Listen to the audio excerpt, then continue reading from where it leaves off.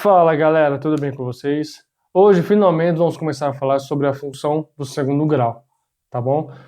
Para você que assistiu todas as aulas de função do primeiro grau, então você já tem uma base legal de funções, envolvendo domínio, imagem, raiz, gráfico, essas coisas. Para a função do segundo grau não funciona diferente, funciona da mesma forma. Só que aqui a gente vai focar um pouco naquilo que é mais pro vestibular. Então a gente vai falar muito de gráfico, muito de raízes. Provavelmente a gente vai enfrentar probleminhas onde você tem que modelar para achar a função segundo grau para resolver esse problema. Enfim, vamos seguindo a ordem aqui natural das coisas e ver o que acontece. Eu vou tentar abordar tudo aquilo que cai no vestibular para vocês. Então vamos lá. A função de segundo grau, obviamente, por ser de segundo grau, o x, que tem o maior expoente, é o x elevado a 2, certo? Ou seja, então, aqui muda algumas coisas. Quando você tinha a função de primeiro grau, que era ax mais b, o a multiplicava o x elevado a 1, porque era do primeiro grau. Agora é ax quadrado mais bx mais c, seguindo a ordem alfabética. O 2 é o maior expoente, por isso função do segundo grau. E aqui já nos remete a algumas coisas, algumas conclusões. A função do primeiro grau, eu tinha uma raiz, porque x elevado a 1, primeiro grau. A função do segundo grau, x elevado a 2, são duas raízes. Não importa se é igual ou diferente. Tá? A função do terceiro grau são 3 raízes, quarto grau, 4 raízes, e assim por diante. Então, só para eu apresentar para vocês, ax quadrado mais bx mais c é a formulinha esqueleto de toda e qualquer função do segundo grau. O b e o c podem assumir qualquer valor dentro do conjunto 12A, que é o conjunto que a gente está estudando. Agora o a não pode ser igual a zero, senão ela deixa de ser uma função do segundo grau, certo? Vamos analisar agora os gráficos. Em cima da construção do gráfico, que eu vou fazer através desse exemplo, eu vou analisar a raiz, eu vou analisar o vértice, concavidade, se está para cima, está para baixo, essas coisas. Como que funciona? Primeiramente, para a gente estudar gráfico, eu preciso dos principais pontos do gráfico. X quadrado menos 1. Como a gente viu na função do primeiro grau, eu precisava da raiz, certo? Precisava do termo independente. Aqui eu preciso da raiz, das duas raízes, eu preciso do termo independente, que eu já tenho, e eu preciso do vértice, certo? Então como que vai ficar? Então primeiro vamos calcular as raízes. Como você tem uma função do segundo grau, x quadrado menos 1 igual a zero. O procedimento é o mesmo. Para você achar as raízes, você tem que igualar a função a zero, certo? E aqui eu vou fazer usando só uma ferramenta, Bhaskara, tá bom? Não importa se a função é completa ou incompleta. Eu vou fazer por Bhaskara para que vocês possam gravar ainda mais essa formulinha, tá bom? Mas se você quiser aqui passar o menos 1 para lá somando, tirar as raízes, fica à vontade, tá bom? Mas por questões de idade, eu vou fazer por Bhaskara para a gente treinar Bhaskara, beleza? Então, fazendo por Bhaskara. Primeiro, o que é Bhaskara? Basicamente, vou pegar aqui, Bhaskara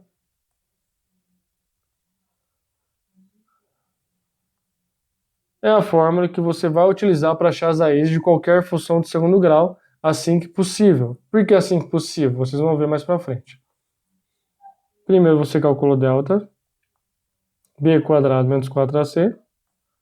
Feito isso, aí você acha as raízes, menos b, mais ou menos raiz de delta, sobre 2a, certo? Aí você separa esse mais ou menos em x1, que vai ser menos b, mais raiz de delta, sobre 2a, e x2, que vai ser menos b, menos raiz de delta, sobre 2a, certo? Então, fazer isso para essa função aqui. Portanto, o a, lembrando que o a aqui multiplica x quadrado, como aqui é só x quadrado, portanto, o a vai ser 1. O b é o que multiplica x. Como não tem x, então, com certeza, o b vale 0, porque 0 vezes x ficou 0. E o c é o termo independente, que é menos 1. Lembrando que o sinal sempre vai junto. Então, você começa calculando o delta. Delta b ao quadrado menos 4ac. O b é 0, certo? Ao quadrado. O a é 1 e o c é menos 1. Portanto, o delta aqui vai ser 0, 0 já era. Delta vai ser 4, né? 4 menos 4 vezes 1 vezes menos 1, 4 positivo, certo? Agora o x é menos B, mais ou menos raiz de delta, sobre 2A. Como B é zero, não preciso colocar. Mais ou menos raiz de 4 sobre 2A. O A é 1, então fica 2 vezes 1. X, então mais ou menos 2 sobre 2. Agora você vai ter o x1 e o x2. x1 é 2 sobre 2, que é 1. E o x2, que é menos 2 sobre 2, que vai dar menos 1. Beleza, achei as raízes. Então uma raiz é 1 e a outra raiz é menos 1.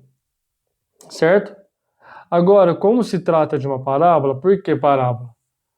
Função do primeiro grau é uma reta.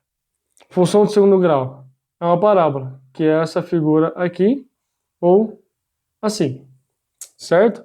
Então, por ser uma parábola, ou ela vai ter um ponto mínimo, ou ela vai ter um ponto máximo, certo? É o que a gente chama de vértice, tá bom? Primeiro vamos calcular o vértice, depois eu vou demonstrar quando vai ser parábola para cima, com a boca para cima, ou parábola com a boca para baixo, certo? Então, calculando o vértice, como que fica? Então vamos lá, calculando o vértice da parábola.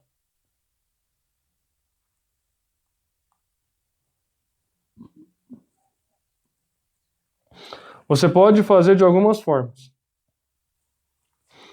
O x do vértice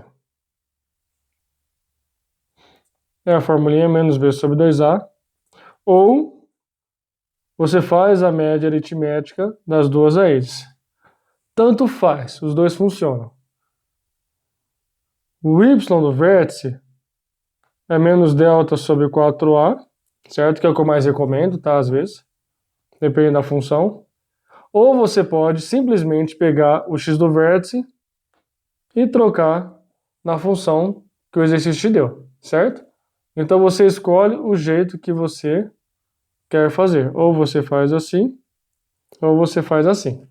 Tanto faz, tá? Como que vai ficar nessa situação aqui, então? Gente, eu prefiro fazer pela média aritmética das raízes. Acho que vai dar na mesma, né? Então, x do vértice é igual a x1 mais x2 dividido por 2. Beleza? x1 é 1, x2 é menos 2, divide por 2, 1 menos 1, 0, né? Portanto, 0 por 2. Portanto, x do vértice é 0. Certo? Agora você calcula o y do vértice. O y do vértice vai ficar como? Gente, tanto faz, tá? A gente viu que o delta deu 4, né? Portanto, aqui fica menos 4 sobre 4 vezes o A. Então, aqui fica menos 4 dividido por 4. Portanto, o y do vértice é menos 1. Ou seja, então, o meu vértice é o ponto que tem as coordenadas 0 para o x do vértice e menos 1 para o y do vértice. E você sabe que as raízes, né? E você tem x1 com uma raiz e o x2 com uma outra raiz, que é o menos 1. Beleza? Bom, já temos alguns pontos interessantes. Nós temos o vértice, e nós temos a coordenada x igual a 1 e a coordenada x igual a 2. Lembrando, como são as raízes, então você tem dois pontos aqui. Quando x vale 1, o y vale 0. E quando x vale menos 1, o y também vale 0. Então você já tem o quê? 3 pontos, ó. Você tem esse aqui, esse aqui e esse aqui. E praticamente resolvemos nosso problema, né? Porque eu achei o vértice e as duas raízes. Certo? Agora, construindo o gráfico. Lembrando que é só um esboço, tá? Construindo o gráfico, ele fica assim, ó. Fazer aqui, ó. Então vai ser 1 em menos 1. Então, deixa eu ver que função que era. X quadrado menos 1, né? Beleza, então... fazer mais ou menos assim.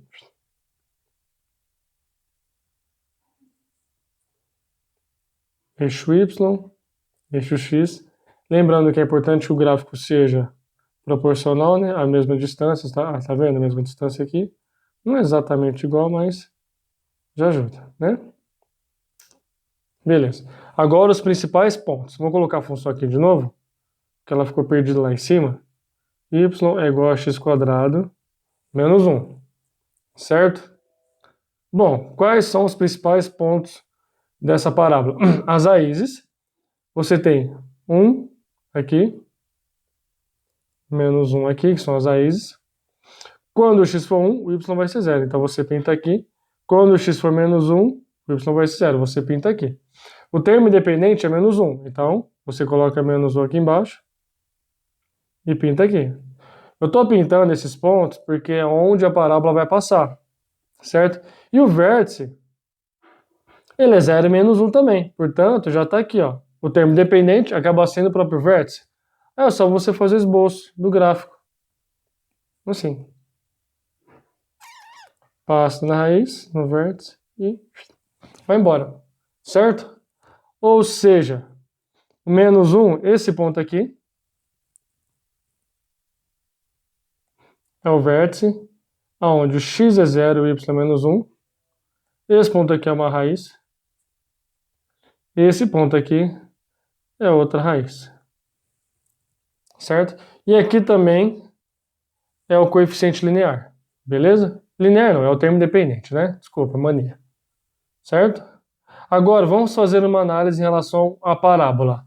Tá vendo que a concavidade dela está para cima? A boca dela está para cima?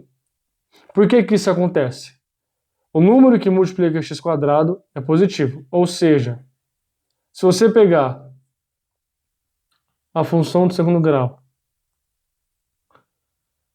a forma é ax² mais bx mais c.